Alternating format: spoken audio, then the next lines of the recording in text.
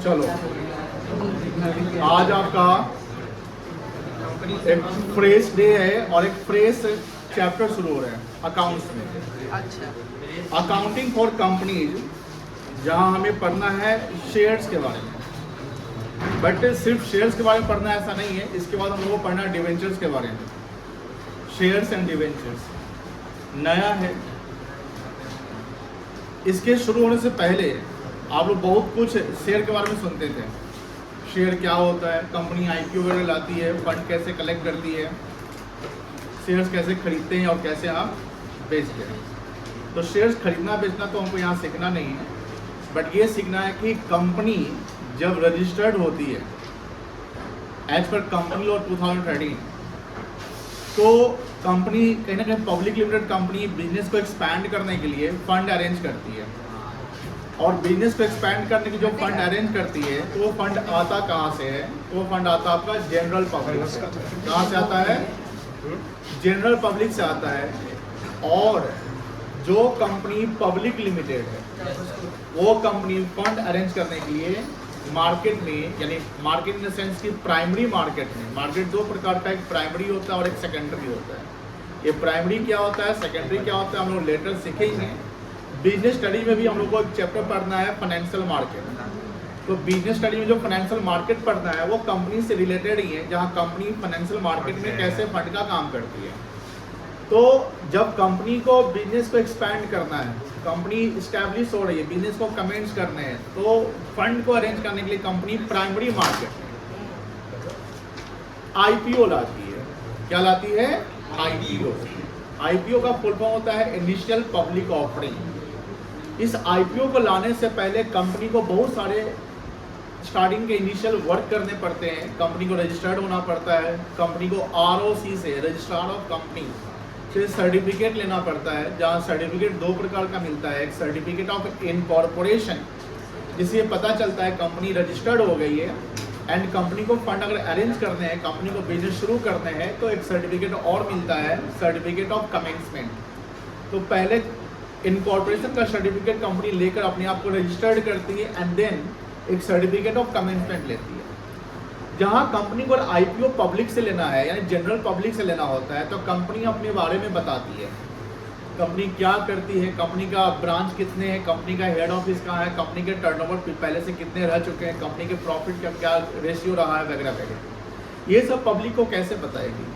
तो ये सब बताने के लिए कंपनी रेड हेयरिंग प्रोस्पेक्टस, जिसको हम कंपनी का एक डॉक्यूमेंट्स कहते हैं, कि प्रोस्पेक्टस मार्केट में लाती है। उस प्रोस्पेक्टस से पे जो है इन्वेस्टर एनालिसिस करते हैं, एंड देन इन्वेस्टर को एक ट्रस्ट बनता है कि हाँ कंपनी सही है, कंपनी में इन्वेस्टमेंट किया जा सकता है।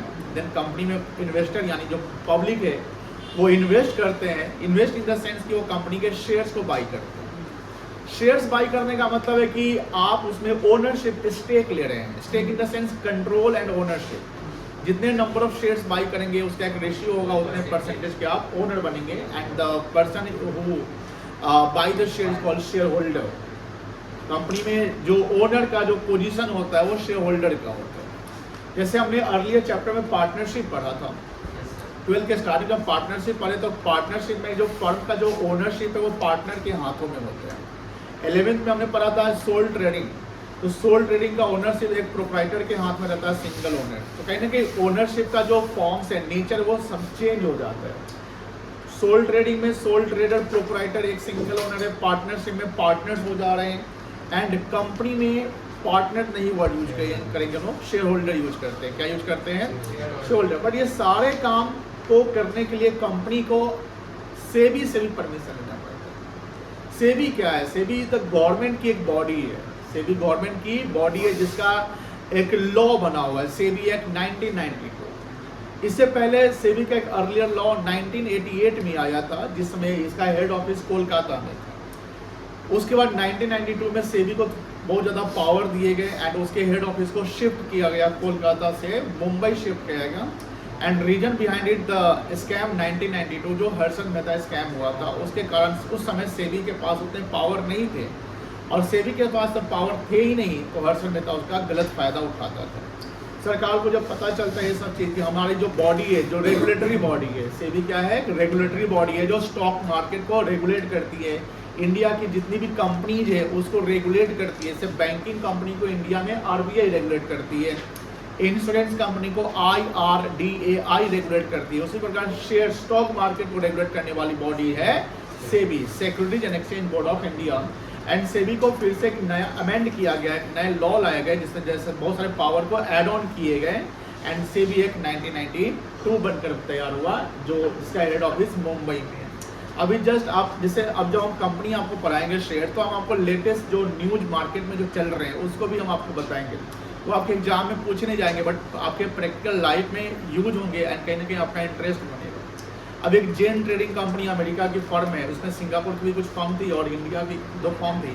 उन्होंने कुछ लू फॉल स्टॉक मार्केट के निकालते हैं और लू फॉल में एल्गोरिदम का यूज करके बहुत सारे फंड जो है कलेक्ट बनाते हैं, मतलब फंड मतलब प्रॉफिट बनाते हैं, जिसमें जो छोटे छोटे इन्वेस्टर है उनका लॉस होता है, जो बड़े बड़े प्लेयर्स हैं उनका फायदा होता है। उसमें सेबी को जब पता चलता है, सेबी उसको बैन करती है एंड उस पर पेनल्टी लगाती है। तो कहीं ना कहीं सेबी के पास बहुत सारे पावर आता है कि स्टॉक मार्केट में कोई गलत करता है, इधर वो बड़ा इन्वेस्टर हो या कोई कंपनी हो, कोई भी काम करता है तो सेबी उस पर रेगुलेट करती है, उस पर एक्शन लेती है। बट हाँ, इसके अगेंस्ट में कंपनी मतलब कि लीगल सू कर सकता है कि हाँ हम सही है, सेबी गलत है, तो आप इसका जजमेंट जो है सुप्रीम कोर्ट, हाई कोर्ट में सुनने को मिलता है।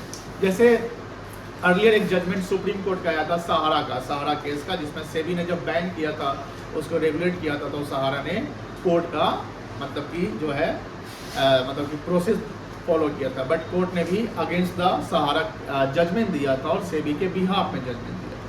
बट सेबी जो भी काम करती है ऑन बिहाफ ऑफ गवर्नमेंट करती है, इससे आरबीआई कोई भी काम करती है ऑन बिहाफ ऑफ क्या करती है, गवर्नमेंट। तो ये जो accounting for company issue of shares है, ये 12th बोर्ड के लिए बहुत इंपॉर्टेंट भी है। वेटेज इसका 24 मार्क्स का है। अभी तक हमने पार्टनरशिप जो पढ़ा है, पार्टनरशिप का वेटेज 36 मार्क्स का था एंड 24 मार्क्स का वेटेज आपका ये पकड़ता है, यानी 60 मार्क्स टोटल आपका वॉल्यूम ऑफ टीएस ग्लोबल के अनुसार वॉल्यूम 1 एंड वॉल्यूम 2 मिलकर होता है, जिसमें 24 मार्क्स शेयर्स के और डिवेंचर्स के। इसमें ध्यान रखेंगे, इसमें जो कंटेंट्स है मतलब कि लिमिटेड है, बहुत कुछ कंटेंट्स या कुछ टॉपिक को इसमें डिलीट किए गए, शेयर से नहीं क्लियर किए गए, डिवेंचर से किए गए। अब बात ये आ रही है कि इंडिया में जो फॉर्म्स ऑफ बिजनेस ऑर्गेनाइजेशन है, तो फॉर्म्स इन द सेंस कि कितने प्रकार के बिजनेस, क्या सारा बिजनेस कंपनी के फॉर्म में होता है। जनरली जो लोग यूज करते हैं किसी भी फॉर्म्स का बिजनेस हो, कंपनी वर्ड यूज कर देते हैं। जैसे पार्टनरशिप फॉर्म है तो कंपनी बोल दिया, प्रोप्राइटरशिप है कंपनी बोल दिया। तो हमें वहाँ पर जैसे हम जब फाइनेंस सीख रहे हैं तो हमें अपने वर्ड पे भी ध्यान रखना है कहाँ पर कौन से वर्ड को यूज करना है। कंपनी जब भी बोले तो कंपनी वो होगा जो कंपनी लॉ 2013 के अनुसार रजिस्टर्ड होगा। 2013 लॉ, इससे पहले एक अर्लियर लॉ 1956 में आया था। 1956 में बहुत सारी इंडिया में घटनाएं हुई थी। हिंदू सक्सेशन एक्ट भी 1956 में आया था, LIC एक्ट भी आपका 1956 में आया था। Industrial policy resolution IPR, industrial policy resolution भी 1956 में आया था, जहां इंडस्ट्री का रिवॉल्यूशन हुआ था after the independence of India, जिसमें लाइसेंसिंग, कोटा एंड परमिट, ये 3 पॉलिसी लाए गए थे। एंड इस IPR 1956 को 1991 में रिप्लेस कर दिया जाता है और न्यू इकोनॉमिक पॉलिसी आता है, जिसमें लिबरलाइजेशन, प्राइवेटाइजेशन एंड ग्लोबलाइजेशन।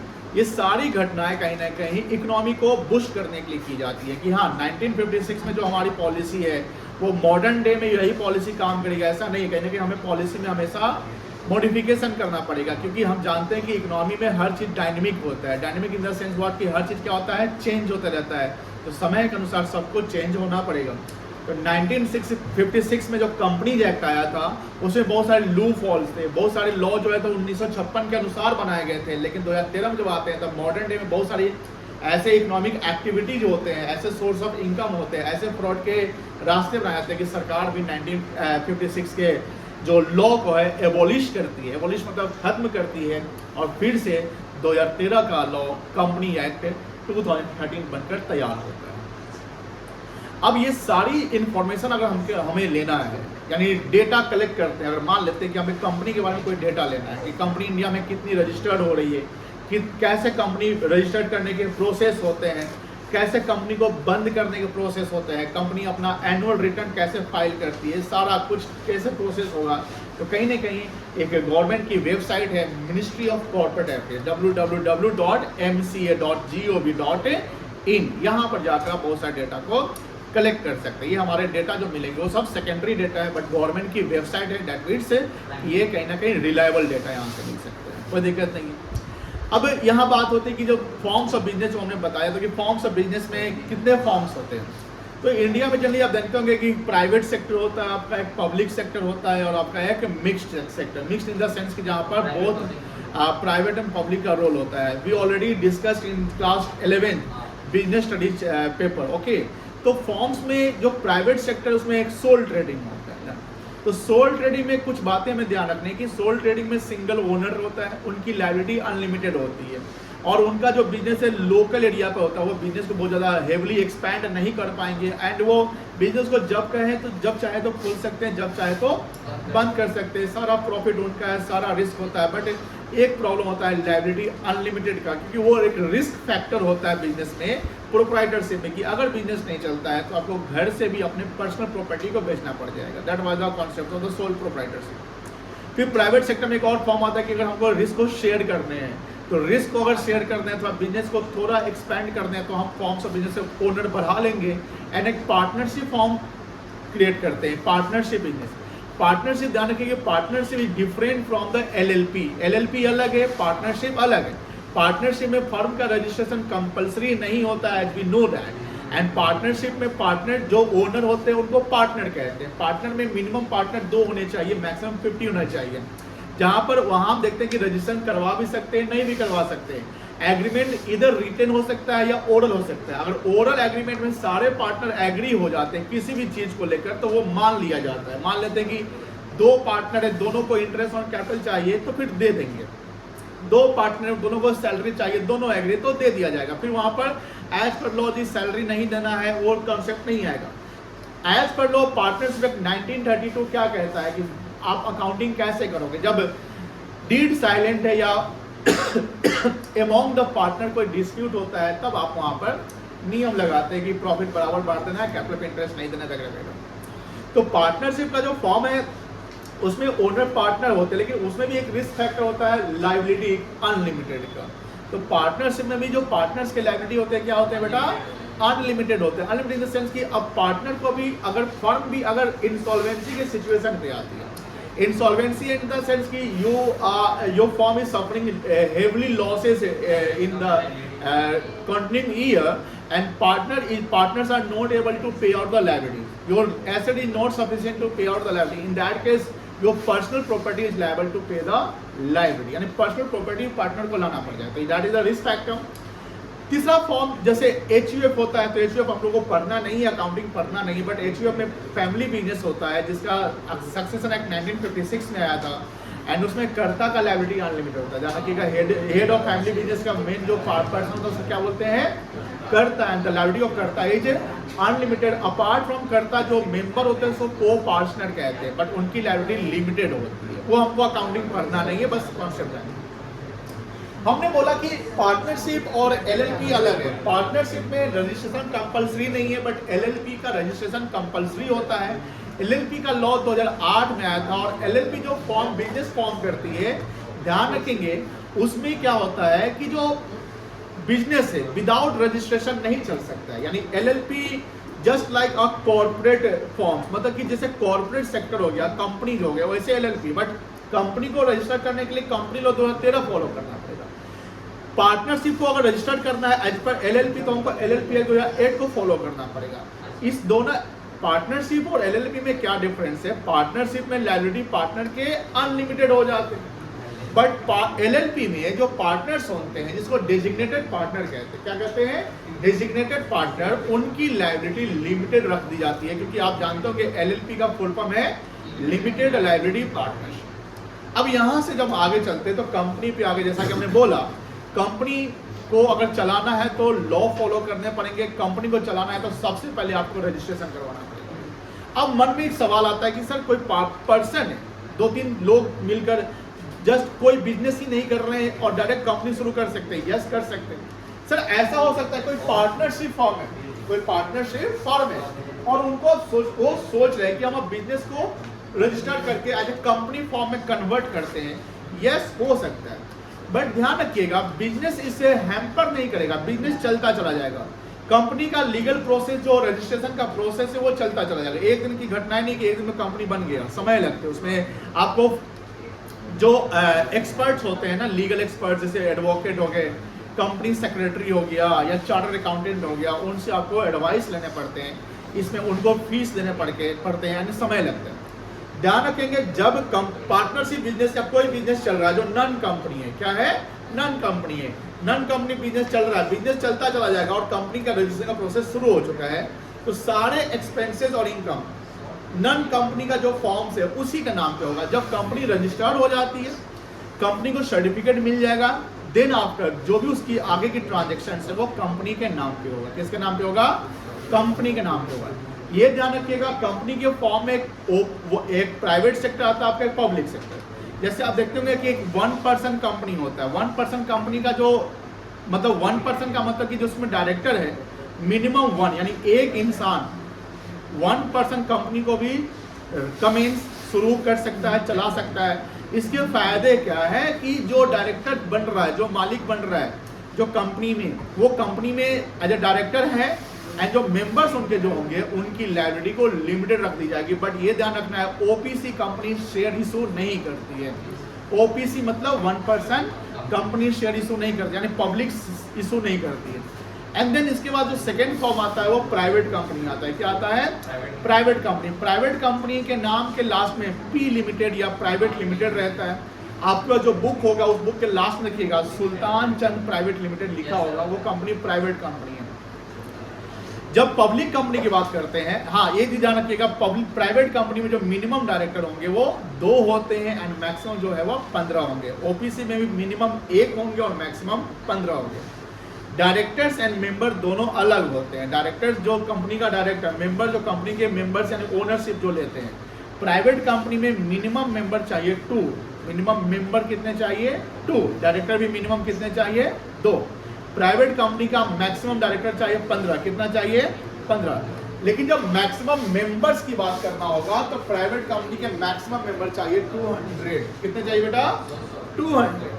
हम जब इसके आगे जाते हैं तो इसके आगे पब्लिक कंपनी आता है। पब्लिक कंपनी में क्या होता है, पब्लिक कंपनी जिस कंपनी के लास्ट नाम के लास्ट में एलटीडी वर्ड लिखा रहा है, क्या लिखा रहा है एलटीडी, पी नहीं लिखा रहा है, पी फॉर प्राइवेट। अगर पी एलटीडी लिखा हो तो प्राइवेट कंपनी हो गया।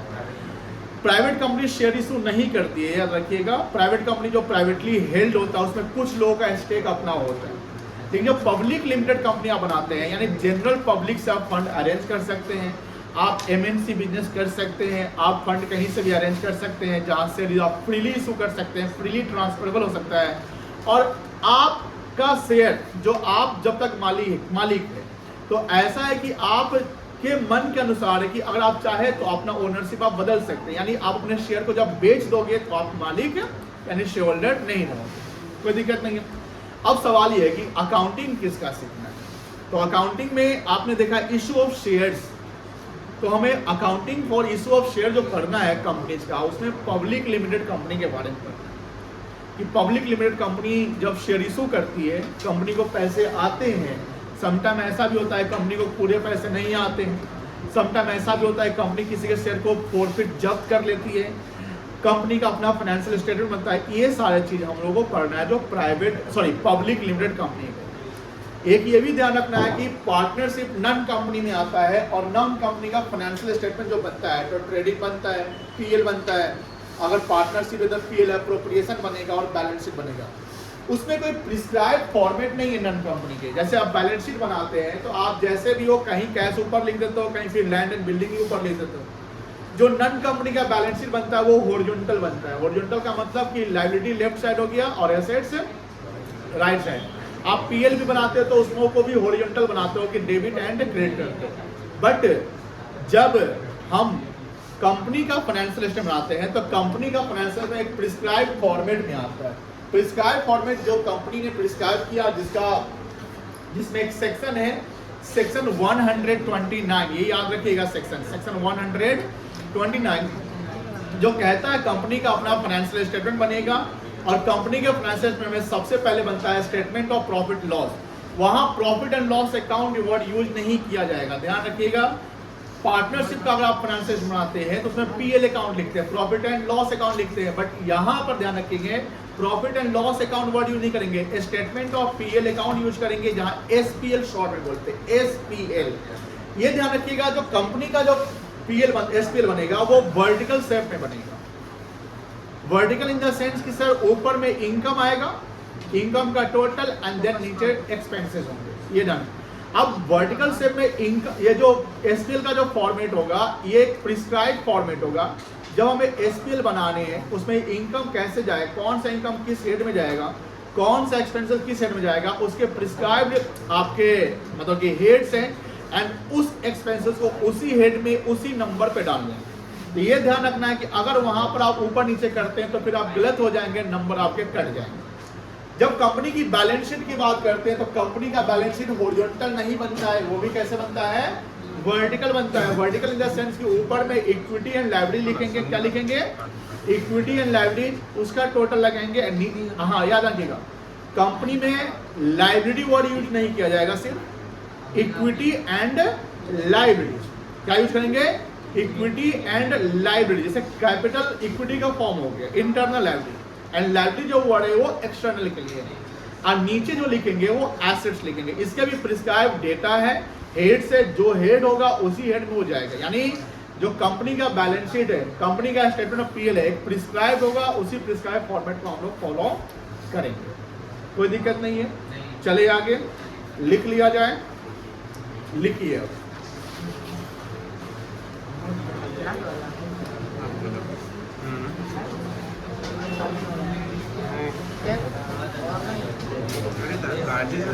सबसे पहले हम मम्मी को खिलाई देंगे।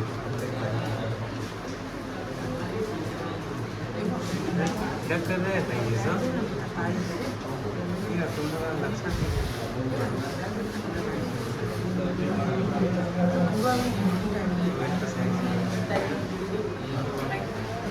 साइड करना है कि 2% का पॉइंट उठाना है।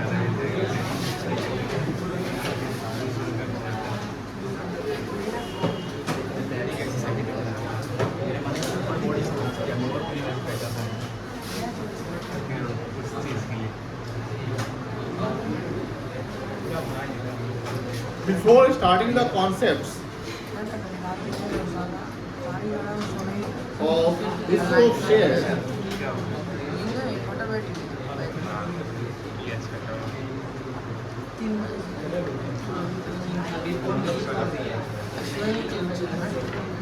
first of all, we have to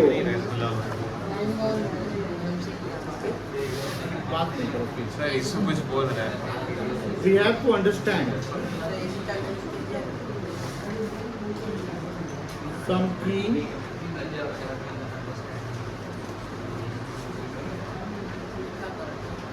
points.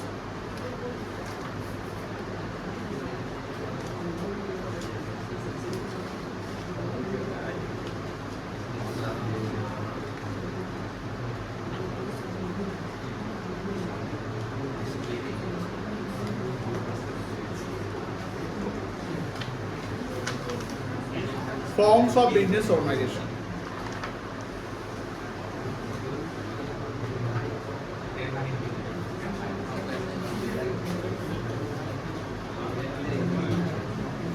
Private sector.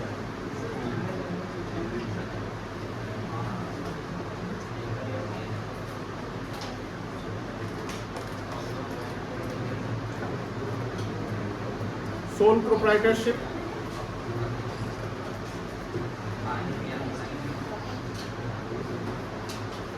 Structure. ऐसे चालू करो।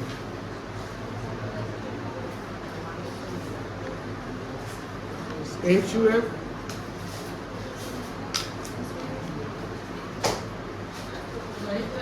LLP,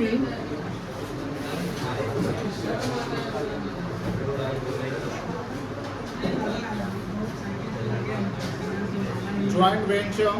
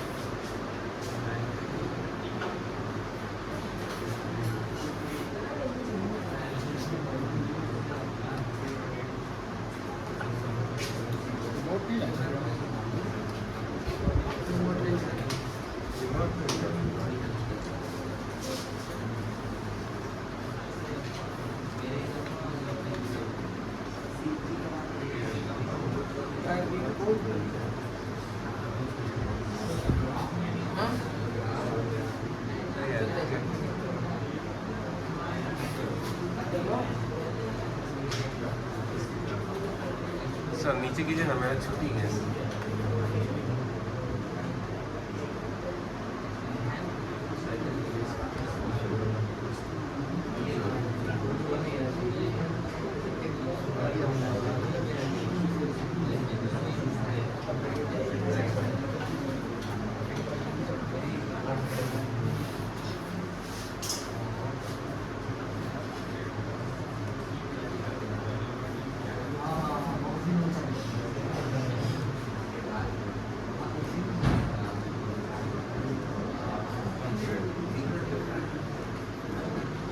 एक मिनट के लिए और से कीजिए ना